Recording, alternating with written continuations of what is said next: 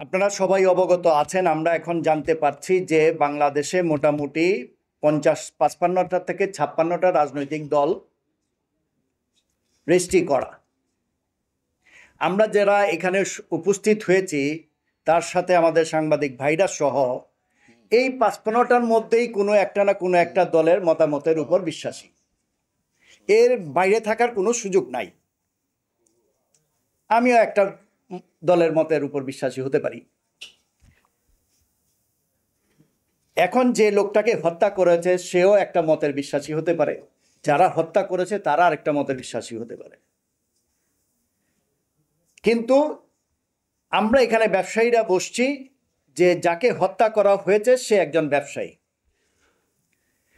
এবং বিষয়টাও ব্যবসায়িক কেন্দ্রিক হিসাবে এসেই এই হত্যাকাণ্ডটা ঘটেছে।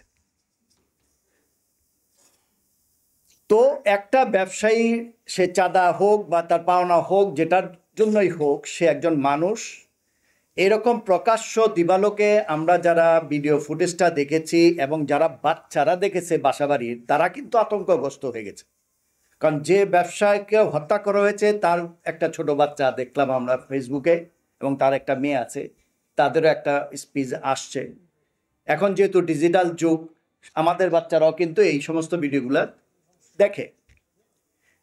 তো একজন ব্যবসায়ীকে এভাবে হত্যা করে তার উপর পাথর মেরে মৃত্যু নিশ্চিত না হওয়া পর্যন্ত, তার মৃত্যু নিশ্চিত হওয়ার পর আবার তার উপর দাঁড়িয়ে নৃত্য প্রদর্শন এবং হাত লাথি মেরে, মানে এটা ঠিক আছে কিনা দেখতে চাওয়া, এটা আমি প্রিন্ট মিডিয়া এবং আমাদের সাংবাদিক ভাইদের মাধ্যমে আমরা যারাই ব্যবসায়ী সমিতির এখানে লোকগুলো আছি আমরা বলবো। কিন্তু সেটা দেখাতে হবে আপনাদের, আপনাদের মাধ্যমেই এইটা আমাদের সরকারের ঊর্ধ্বতন মহলে দেখাতে হবে। এবং এর জন্য আমাদের এই অত্র এলাকা নিরাপত্তা জোরদার করার জন্য আমাদের বিগত বক্তারা যা বলে গেছেন, আমাদের অত্র এলাকার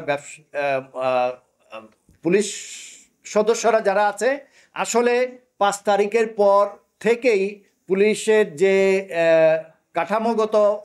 কাঠামোটা ছিল সেটা ভেঙে গেছে। সেটা পুনর্গঠন করার জন্য আমরা কিন্তু ব্যবসায়িক মহল আমাদের থেকে যথাসাধ্য চেষ্টা করে যাচ্ছি। এই চকবাজার থানাকে আমরা কিন্তু ব্যবসায়িক মহল সহ অত্র এলাকার জনগণকে নিয়ে আমরা প্রোটেকশন দিয়েছিলাম। এভাবে আমরা আমাদের এই অত্র এলাকার সমিতির থেকে আমরা সেই প্রশাসনিক লোকদেরকে আমরা সহযোগিতা করব, কিন্তু তাদের থেকে আমরা আমাদের নিরাপত্তাটা চাচ্ছি।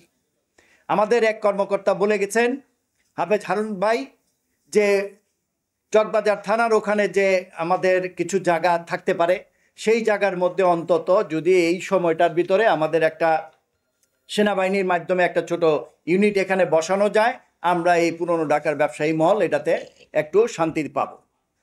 আপনারা দেখেছেন যে এই ফেসবুকের মাধ্যমে কোনো একজন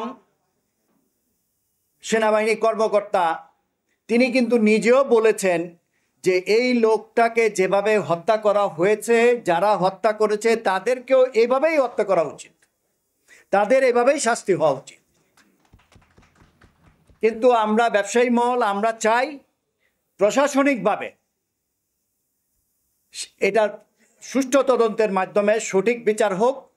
এবং আমরা আরও দেখেছি যে আমাদের কোনো এক আইনি বিশেষজ্ঞ ভদ্রমহিলা, উনি বলেছেন ফেসবুকের মাধ্যমে যে এরা যখন এই ধরা খাওয়ার পর আবার এরা জামিন নেওয়ার জন্য জাবিয়ে যাবে, তারা এই সমস্ত সন্ত্রাসীদেরকে কোনো সহযোগিতা করবে না, আইনি সহযোগিতা করবে না। আমি প্রিন্ট মিডিয়ার মাধ্যমে সেই সমস্ত উকিল এবং যারা নিয়োজিত আছেন আইনি সহায়তার জন্য, তাদেরকেও ধন্যবাদ জানাই যে তারা যেন এটার মধ্যে আগে না আসেন, তাদেরকে কোনো সহযোগিতা না করেন। বিচার দ্রুততম সময়ের মধ্যে হতে হবে।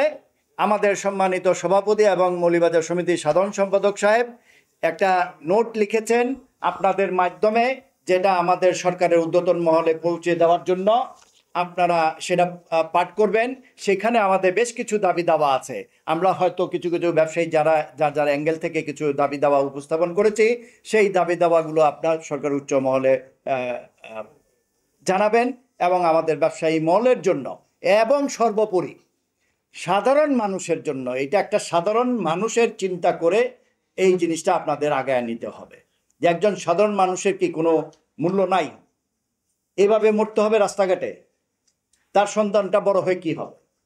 ইনশাল্লাহ আমরা ব্যবসায়ীরা ঐক্যবদ্ধ থাকব, এবং যখন যা কিছু দরকার পড়বে আমরা ব্যবসায়ীরা পূর্বেও যেভাবে সহযোগিতা করে আসছি আমরা ভবিষ্যতে এইভাবে করে যাব।